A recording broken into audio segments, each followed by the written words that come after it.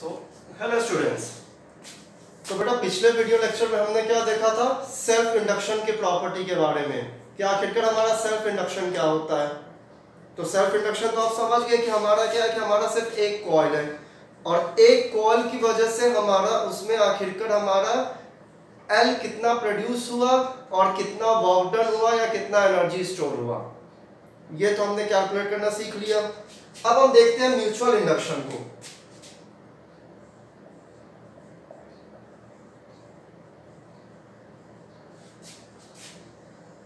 So mutual induction, अब mutual induction है तो एक वर्ड आप जानते हो कि म्यूचुअल अंडरस्टैंडिंग, कि आप दो लोगों को कोई टास्क दिया गया है, अब आप दोनों लोग का सोच उस टास्क पे एक साथ नहीं बैठ रहा है, तो आप लोग क्या करते हो, उस टास्क को तो आपको कंप्लीट करना ही है, तो आप लोग म्यूचुअल अंडरस्टैंडिंग करके आप लोग उस टास्क को कंप्लीट करते हो। तो यहाँ पे जब हम म्यूचुअल इंडक्शन की बात करेंगे तो इस केस में हमारा म्यूचुअल इंडक्शन क्या होगा कि हमारे यहाँ पे दो कॉइल्स होंगे। पिछले केस में हमारा सिर्फ एक सोलेनॉइड था, यहाँ पे मान लीजिए कि आपके दो सोलेनॉइड होंगे और दो सोलेनॉइड में पहले सोलेनॉइड में जब हम करंट को भेजेंगे तो दूसरे सोलेनॉइड हमारा कुछ ईएमएफ को इंड्यूस करता है या नहीं करता है, हमें यही कैलकुलेट करना है। ठीक है, तो सबसे पहले हम लोग क्या काम करते हैं कि हम लोग एक्सप्रेशन समझते हैं म्यूचुअल इंडक्शन का। तो म्यूचुअल इंडक्शन को हम लोग डिनोट करते हैं कैपिटल एम से, सेल्फ इंडक्शन को हम लोग किससे डिनोट करते हैं तो कैपिटल एल से, और म्यूचुअल इंडक्शन को कैपिटल एम से। सेम तरीका that flux phi b is directly proportional to I और flux phi b is equal to m I, EMF is equal to minus of d phi b by dt, it is equal to minus of d by dt of mi। अब mutual induction आपका constant है, आपका current change हो रहा है, तो EMF is equal to minus of m di by dt। और self induction के केस में क्या मिला था तो EMF is equal to minus of l di by dt। तो दोनों केस में आपका सिर्फ डिफरेंस क्या है, एक जगह आपका सेल्फ इंडक्टेंस L है और एक जगह आपका म्यूचुअल इंडक्टेंस M है। तो ये था हमारा म्यूचुअल इंडक्टेंस का बेसिक फॉर्मूले। अब हम लोग जानते हैं mutual inductance between to solenoids, क्योंकि सेल्फ इंडक्टेंस है तो एक ही सोलेनॉइड होगा, लेकिन म्यूचुअल की जब हम बात कर रहे हैं तो दो सोलेनॉइड का तो होना जरूरी है। सो एग्जाम्पल ट्रांसफार्मर मान लो आप। ठीक है, सो नेक्स्ट टॉपिक है हमारा mutual inductance of two solenoid या mutual inductance between two solenoid, इसको बिटवीन टू सोलेनॉइड भी लिख सकते हो आप, दोनों सही होगा आपका। ठीक है, तो सबसे पहले आइए हम इसका डायग्राम ड्रॉ करते हैं।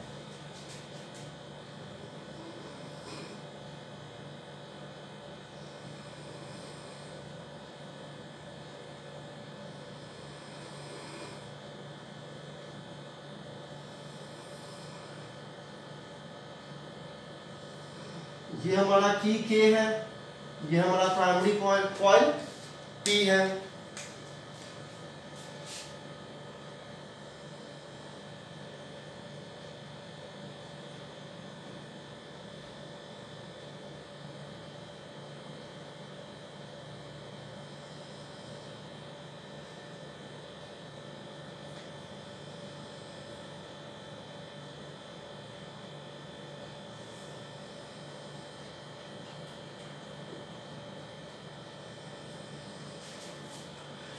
तो ये है बेसिकली हमारा इसका डायग्राम। ठीक है, आपका इस तरीके से भी डायग्राम ड्रॉ होता है। आपका एक और डायग्राम ड्रॉ करने का आपका तरीका है क्या, एक सोलेनॉइड के ऊपर आपने एक ऐसे करके टर्न लिया, फिर आपने दूसरा सोलेनॉइड लिया और दूसरे सोलेनॉइड पे आपका ऑपोजिट डायरेक्शन में टर्न है। चेंजेस क्या होगा, दोनों का आपका जो लेंथ होगा, यहाँ पे भी जो दोनों का आपका जो लेंथ होगा, लेंथ आपका क्या होगा, लेंथ आपका सेम होगा। इस केस में भी जो आपका लेंथ है इसका, तो इसका लेंथ भी हमारा क्या होगा, यहाँ पे लेंथ हमारा सेम होगा। तो आप डायग्राम इस तरीके से भी ड्रॉ करते हो, आप डायग्राम इस तरीके से भी ड्रॉ करते हो, दोनों डायग्राम आपका एब्सोल्युटली करेक्ट है, कहीं भी आपकी कोई एरर नहीं है डायग्राम में, ठीक है। बस लेबलिंग ध्यान से कीजिएगा। यहाँ पे जैसे मैंने P और Q अलग अलग लिया है, तो इसको मैंने नाम दे दिया Q, कॉइल को तो नाम देना पड़ेगा, नामकरण करना, और इसका नाम हमने दे दिया P। बिना नाम का तो कॉइल होगा नहीं जब भी हम स्टडी करेंगे। उसके बाद हमने क्या मान लिया कि इस पे जो नंबर ऑफ टर्न्स है वो हमारा N1 है, तो ब्लैक वाले का नंबर ऑफ टर्न्स हमारा कितना होगा, N1 होगा। रेड कॉइल का हमारा नंबर ऑफ टर्न्स कितना है, तो N2 है, तो यहाँ पे रेड वाले का नंबर ऑफ टर्न्स हमारा कितना होगा, N2 होगा। दोनों का हमारा लेंथ सेम है और दोनों का हमारा एरिया ए भी क्या होगा, सेम होगा। That means cross section area दोनों का हमारा क्या होगा, यहाँ पे सेम होगा। तो हम इस तरीके से भी डायग्राम ड्रॉ करें, इस तरीके से भी डायग्राम ड्रॉ करें, आपका दोनों सही होगा। लेकिन हम इस तरीके से डायग्राम बेसिकली इसलिए ड्रॉ करते हैं ताकि समझने में आपको इजी हो। यहाँ पे डायग्राम आप देखोगे थोड़ा सा मिसमैच है, हाँ ये डायग्राम आपको समझने में इजी है ये भी, लेकिन ये कब और आपको और इजी लगेगा, जब आपका एक 3 डायमेंशनल ये डायग्राम हो, आपको दिखे कि आपका दो कॉइल आपस में जुड़ रहा है, ठीक है। चलिए अब हम इसके स्टेप को जानते हैं। तो सबसे पहले हम लोग क्या करेंगे कि हमारा सबसे पहले हमारा की क्या है, यहाँ पे की हमारा ओपन है, मतलब हमारा जब की ओपन है तो हमारा करंट का फ्लो इसमें नहीं हो रहा है। पहला स्टेप आपका क्या आएगा, when K is pressed, जब आप इसको प्रेस करोगे तो क्या हो जाएगा आपका, current starts flowing in coil P, मतलब करंट हमारा कॉइल P में फ्लो करना स्टार्ट कर देगा। अब जब यहाँ पे आपका करंट फ्लो कर रहा है तो दैट मींस कुछ ना कुछ ये आपका मैग्नेटिक फील्ड प्रोड्यूस करेगा। तो that means second step, coil P will produce magnetic field. इस मैग्नेटिक फील्ड की वजह से क्या होगा आपका, कॉइल Q में EMF will be induced। तो जब आपका EMF इंड्यूस्ड होगा तो हमारा क्या होगा कि हमारा इस पे EMF इंड्यूस्ड हुआ, मतलब करंट I फ्लो करना हमारा यहाँ पे भी शुरू कर जाएगा, ठीक है। और हमारा गैल्वेनोमीटर क्या काम करेगा, तो हमारा गैल्वेनोमीटर एक मोमेंटली डिफ्लेक्शन शो करेगा। ये सबसे इंपॉर्टेंट पॉइंटर है याद करने, मतलब समझने का या ध्यान में रखने का, that galvanometer will show momentarily deflection। अब ये मोमेंटली डिफ्लेक्शन आपका क्यों गैल्वेनोमीटर ने शो किया, तो बेटा जब आप स्टार्ट किए थे EMI तो वहां आपका क्या था कि आप मैग्नेट को कॉइल के पास लेके आ रहे थे, लेके जा रहे थे, लेके आ रहे थे, लेके जा रहे थे, फिर मैग्नेट को फिक्स रख के कॉइल को लेके जा रहे थे, लेके आ रहे थे, फिर लेके गया, फिर वापस लेकर के आए, ठीक है। तो दैट मींस जब भी आपका उसके फील्ड में आ रहा था, दैट मींस यहाँ पे आपका ये सर्किट था, और जब आप मैग्नेट को लेकर के आए तो जब भी मैग्नेटिक फील्ड इस पे अफेक्ट डाल रहा था तो हमारा गैल्वेनोमीटर क्या काम कर रहा था, डिफ्लेक्शन को शो कर रहा था। अब अगर हम की क्रेस्ट को, की के को अगर हम प्रेस करके रखे रहे, दैट मींस फिफ्थ स्टेप, की के इज केप्ट प्रेस्ड, तो क्या होगा, galvanometer will show no deflection, मतलब उस केस में हमारा गैल्वेनोमीटर क्या होगा, डिफ्लेक्शन शो नहीं करेगा। क्यों नहीं डिफ्लेक्शन शो करेगा, क्योंकि आपका EMF का आपका फॉर्मूला ही होता है चेंज ऑफ मैग्नेटिक फ्लक्स। और जब आपका यहाँ पे मैग्नेटिक फ्लक्स, जब आपने इसको इसके पास ला करके कांस्टेंट रख दिया, तो आपका मैग्नेटिक फ्लक्स तो आपका चेंज ही नहीं हो रहा है। तो जब आपका मैग्नेटिक फ्लक्स चेंज नहीं होगा तो आपका जितना सर्किट में पहले करंट था उतना ही करंट रहेगा, ना तो करंट इंक्रीज होगा ना तो करंट आपका डिक्रीज होगा। तो इसी वजह से हमारा गैल्वेनोमीटर कोई भी डिफ्लेक्शन को शो नहीं करेगा। ठीक है, उसके बाद 6th step, if K is released,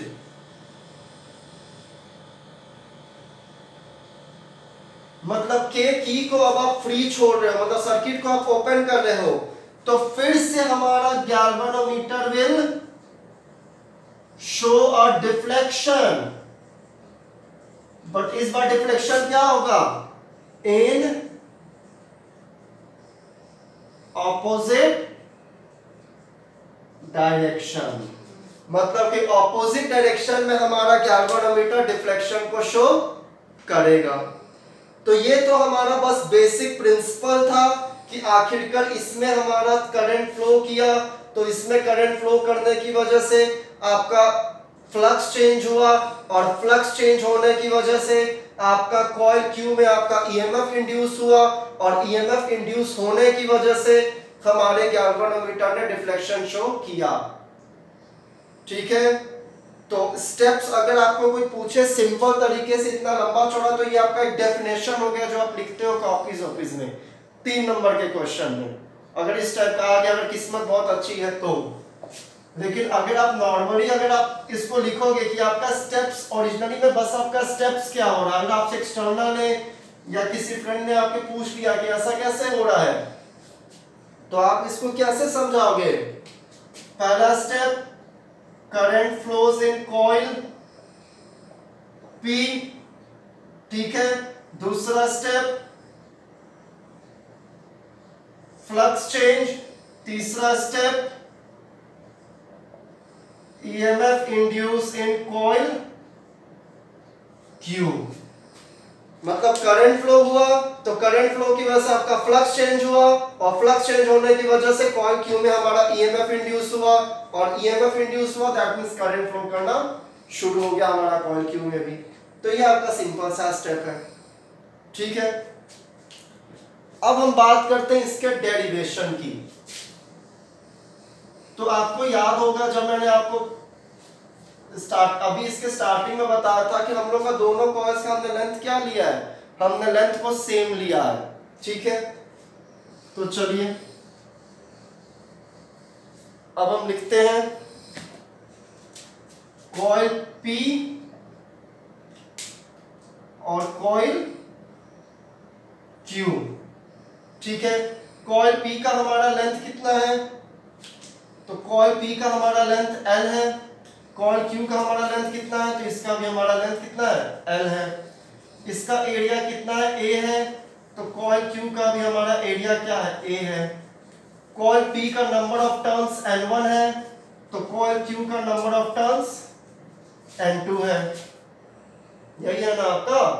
ठीक है, तो अब ये आप पैरामीटर्स को ध्यान रखते हुए सबसे पहले हम मैग्नेटिक फील्ड कैलकुलेट करते हैं कि मैग्नेटिक फील्ड इन कॉइल P हमारा कितना प्रोड्यूस हो रहा है, क्योंकि जो मैग्नेटिक फील्ड P में प्रोड्यूस होगा उसी से आपका फ्लक्स चेंज होगा और फिर उसी से आपका EMF इंड्यूस होगा। तो सबसे पहले हम मैग्नेटिक फील्ड इन कॉइल 1 हम देखते हैं कि B1 पे हमारा, दैट मींस B1 जो हमने लिया है, रुको इसको लिख लेते हैं, इन कॉइल P B1 कितना होगा? तो mu naught mu r N1 upon L into current I। Self induction का जो मैग्नेटिक फील्ड का फॉर्मूला था वही फॉर्मूला हमने यहाँ पे भी लिखा। तो दैट मींस हमारा यहाँ पे फ्लक्स चेंज की अगर मैं बात करूंगा तो हमारा फ्लक्स चेंज कितना होगा? phi b, तो it is equal to B dot A। तो यहाँ B1 डॉट A हो जाएगा, तो फ्लक्स phi b 1 हमारा कितना आ जाएगा एक तरीके से? तो mu naught mu r N1 upon L into I A। तो ये हमारा किसका था, ये हमारा कॉइल पी का था। अब हम बात करते हैं EMF induced due to coil P, coil Q, due to है तो due to coil P in coil Q, मतलब कॉइल P की वजह से हमारा कॉइल Q में कितना EMF इंड्यूस होगा, हम लोग को ये कैलकुलेट करना है, यही करना है ना। तो पहले हम देखते हैं कि आखिरकार हमारा कॉइल Q में हमारा कितना आएगा। सो कॉइल Q में हमारा कितना आएगा, mu naught mu r N1 by L into IA into N2, और ये हमारा क्या हो जाएगा, तो ये हमारा flux change in coil Q हो जाएगा। अब आप यहाँ पे देखो तो म्यू नॉट म्यू आर तो आपका रहेगा ही, लेंथ सेम था, करंट सेम था, एरिया सेम था। चेंजेस में क्या था, तो नंबर ऑफ टर्न्स N1 और N2 में था। तो दैट मींस कॉइल 1 की वजह से या फिर कॉइल P की वजह से कॉइल Q में जब EMF इंड्यूस होगा तो आपका N1 और N2 आपका दोनों नंबर ऑफ टर्न्स आएगा, अगर हम किसी एक पर्टिकुलर पॉइंट के लिए बात करेंगे तो, ठीक है। तो दैट मींस EMF इंड्यूस हमारा कितना हो जाएगा, तो माइनस ऑफ d∅b/dt, तो it is equal to minus of mu naught mu r N1 N2 upon L into A और di/dt, क्योंकि हमारा mu naught mu r N1 N2 L और एरिया हमारा क्या है, कांस्टेंट है। हमारा चेंज क्या कर रहा है, EMF प्रोड्यूस करने के लिए, तो हमारा मतलब फ्लक्स चेंज करने के लिए हमारा करंट चेंज हो रहा है, और करंट चेंज हुआ तो फ्लक्स चेंज हुआ, और फ्लक्स चेंज हुआ टाइम के साथ तो हमारा EMF प्रोड्यूस हुआ।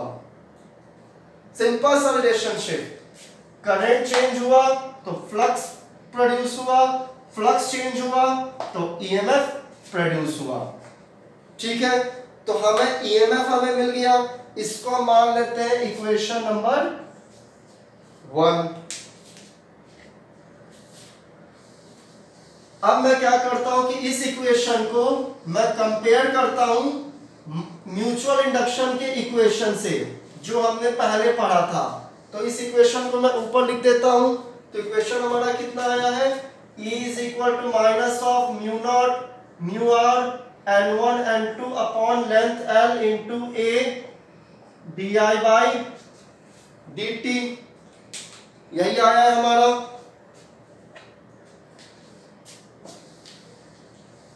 अब हमें ये बात पता है, we know EMF is equal to minus of M di/dt in case of mutual induction। in case of mutual induction पढ़ रहे हैं तो E is equal to minus of M di/dt। Compare equation 1 and 2, तो हमें क्या मिलेगा, minus of M di/dt is equal to minus of mu naught mu r N1 N2 upon length L into A di/dt। di/dt और di/dt हमारा क्या हो गया, cancel out हो गया, माइनस और माइनस कैंसिल आउट हो गया।